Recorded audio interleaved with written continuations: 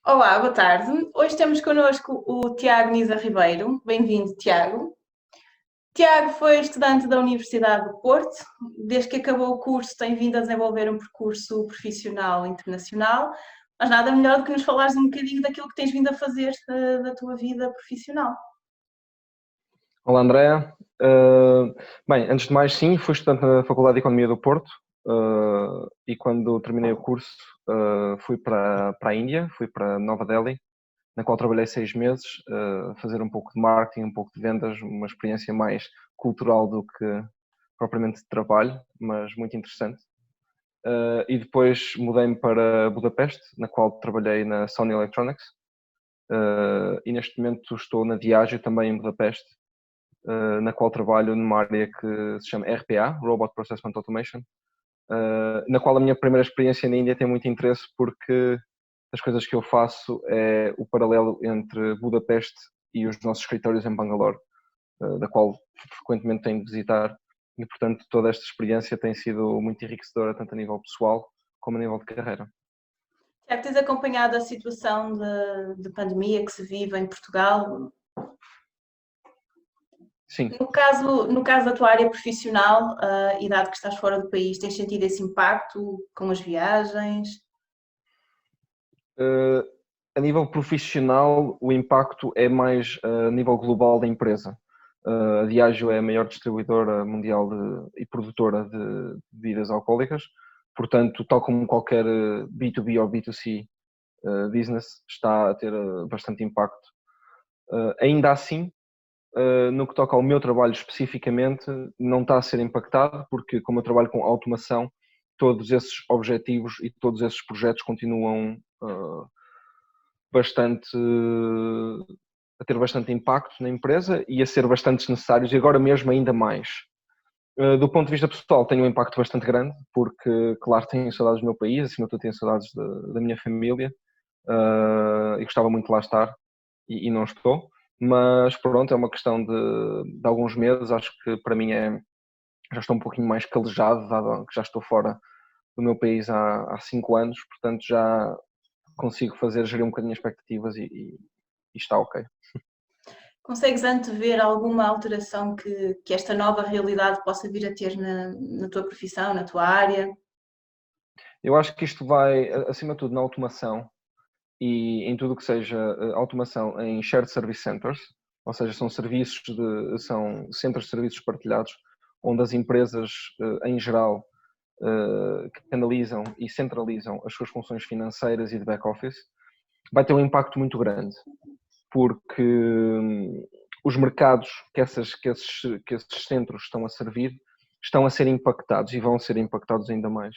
Portanto, vão haver mudanças a nível estruturais, com certeza. O serviço ao cliente vai ser ainda mais preponderante, porque muitas empresas vão começar a perder alguns clientes, portanto, de uma forma ou de outra, tem de se garantir esses serviços. Depois, trabalhos como management de preços, management de stocks, inventários, tudo isso vai ter grandes alterações e grandes reestruturações. A nível do que seja automação, vai ser ainda mais preponderante, porque as empresas podem procurar e vão continuar a procurar o lucro, não é? Esse é um dos objetivos de uma empresa. E uma das formas de o ter é através da otimização de recursos, e agora é ainda mais preponderante que essa otimização seja feita, e portanto eu acho que a minha área só tem por onde crescer neste momento, não a área da viagem em si, da minha empresa em si, embora eu acho e esteja bastante otimista sobre a empresa, mas a área de automatização e de robotização dos serviços. Quais é que são as competências que consideras ser centrais para alguém que queira trabalhar a gestão de carreira na tua área? Eu acho que a nível de automação e a nível de otimização de serviços e mesmo a nível de gestão de projetos no que toca a serviços em centros partilhados, como é o caso de, vamos cá ver, Customer Service, Customer Supply, Credit Controller, portanto em português já controlador de crédito ou coisas desse género, só que eu não tenho tanto essa nomenclatura em português. Das coisas que mais necessárias é passar por esses passos. É ser Customer Service, é ser Customer Supply, é ligar a um cliente e saber que é preciso para fazer um engagement ao cliente, compreender como é que o sistema funciona. Porque essas áreas, muitas vezes desvalorizadas por quem está a sair da faculdade, com grande vontade de entrar no mundo do trabalho, essas áreas são muito desvalorizadas, as pessoas acham que isto, não estudei para isto. Pelo contrário, estas áreas são as áreas que mais valem a pena ao início, porque nos permitem ver todo o lado do negócio.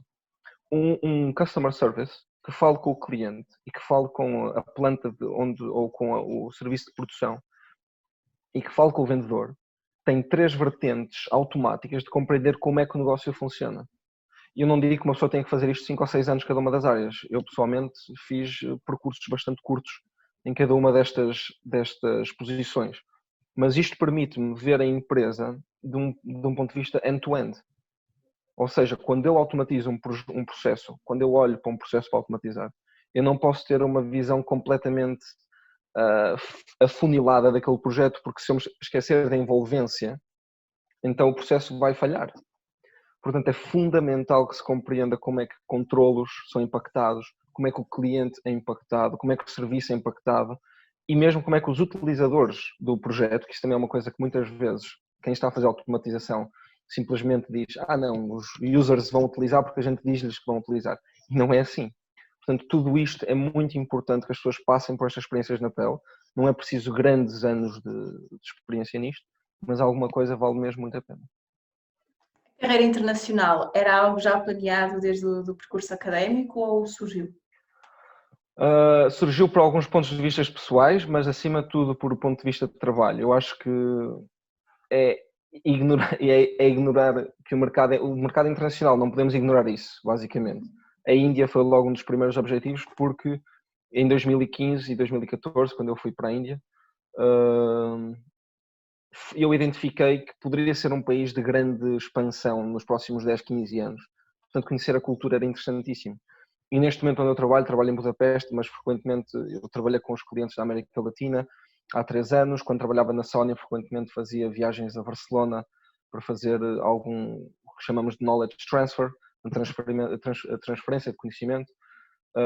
E tudo isto permitiu-me desenvolver, por exemplo, o espanhol, o inglês, como é óbvio, e não só isso, também acaba por se ganhar uma agilidade mental quando se insere em várias culturas diferentes e muita empatia no que toca a... Mesmo na minha área é fundamental haver empatia, porque sem empatia uma pessoa simplesmente faz os projetos e o objetivo é eliminar o máximo possível e não é esse o objetivo. O objetivo deveria ser e tem que ser sempre redirecionar o máximo possível. Portanto, a carreira internacional para mim sempre foi um objetivo muito grande. Eu quero muito regressar a Portugal, mas eu acho que faz sentido para mim e para qualquer pessoa conhecer o mundo e agora é tão fácil de o fazer, porque não? Tiago, és mestre sagaz há alguns anos. Como é que está a correr essa experiência? A experiência foi muito enriquecedora.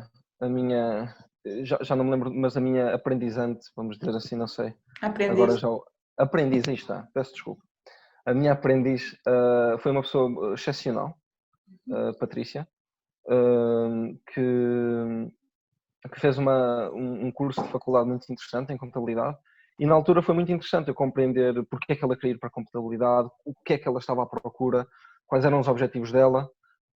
Nós fizemos um acompanhamento durante 1, 2 anos bastante focado, depois achámos que as coisas estavam a correr bem, quando ela tinha alguma dúvida poderia sempre recorrer a mim.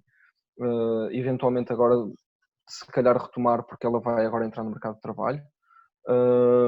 Mas foi muito interessante conduzir, eu acho que foi muito benéfico para ela, mas muito benéfico para mim também, perceber quais são as dúvidas que ela tinha, que eram muitas as dúvidas que eu tinha também quando estava entrando na faculdade, e como é que eu poderia ajudá-la, não se trata de ajudar a escolher, mas trata-se de ajudar a guiar um bocadinho para que ela consiga atingir os objetivos que ela pretende. Sim, o Sagaz é um programa de mentoring que se faz muito do aconselhamento, da troca de Exatamente. experiências. Será tanto mais positivo quanto maior for o compromisso entre a dupla. Vocês sentiram desde o início que havia esse compromisso assumido entre ambos? Portanto, nós quando fizemos isto, que já foi há 3 anos, ou 4, se a memória não me falha, quando começámos. 2016? Já foi há algum tempo. Quando começámos isto, houve bastante compromisso. Aliás, eu estava fora na altura e até numa das viagens que fiz a Portugal para visitar a minha família, nós encontrámos-nos para conseguir perceber bem o que é que ela queria e como é que queria, para nos conhecermos um pouquinho. E sim, fomos fazendo até planos e ela foi-me fazendo alguns relatórios engraçados de como é que estava a proceder, como é que estava a fazer as coisas, como é que estavam a andar as coisas, porque quando você entra na faculdade não só tem objetivos de carreira, tem objetivos mas também tem objetivos pessoais. Há diversas sociedades, associações nas faculdades que são fundamentais para o crescimento pessoal. Eu acho que qualquer pessoa que passe por uma faculdade e não passe por uma associação perde um bocadinho do que é que possa ser a faculdade e de que tipo de coisa a faculdade lhe pode dar. Eu tive o benefício de estar na ISEC. A Patrícia também teve alguns. Eu aconselhei a entrar numa outra. E, portanto, todo este aconselhamento, todo este acompanhamento foi feito e foi feito com bastante compromisso, sim, porque eu acho que é importante que, uma vez que uma pessoa toma um objetivo, que o leve até ao fim. O feedback dela também foi sempre bastante positivo. Eu lembro-me que nas primeiras conversas que eu tinha com ela, ela dizia: o Tiago está a ser fantástico, está-me a ajudar imenso.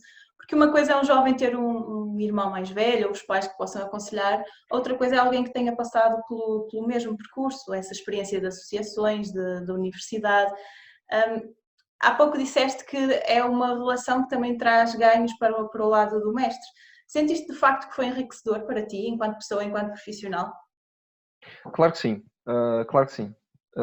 Ao longo da carreira de qualquer pessoa com alguma ambição, ou qualquer pessoa até com alguma sorte, eventualmente uma pessoa vai liderar outras pessoas, ou vai mentorar outras pessoas nas empresas, ou vai tentar projetos próprios, ou mesmo que não lidere, faz uma coisa que em inglês stakeholder management, gestão do cliente ou gestão do nosso colega, vamos dizer assim. Tudo isso requer alguma empatia, requer alguma capacidade social e requer alguma capacidade de interação e de comunicação. Este tipo de projetos desenvolve-nos essa capacidade, não é? Portanto, quando a Patrícia me faz perguntas, quando nós temos uma conversa, debatemos alguns pontos, tudo isto tem que ser feito com o maior dos respeitos, com a maior das calmas, e até porque as faixas etárias são diferentes, a visão do mundo é diferente, portanto, não é, embora a gente se calhar saiba que 2 mais 2 é 4, às vezes não é fácil explicar isso a quem não percebe bem como é que funciona a aritmética, não é? Portanto, é muito interessante do ponto de vista de adequar o discurso e do ponto de vista de flexibilizar ideias. Acho que tem muito interesse. Tiago, queres deixar alguma palavra para alguém que tenha a possibilidade de vir a participar num programa de mentoria como o Sagaz?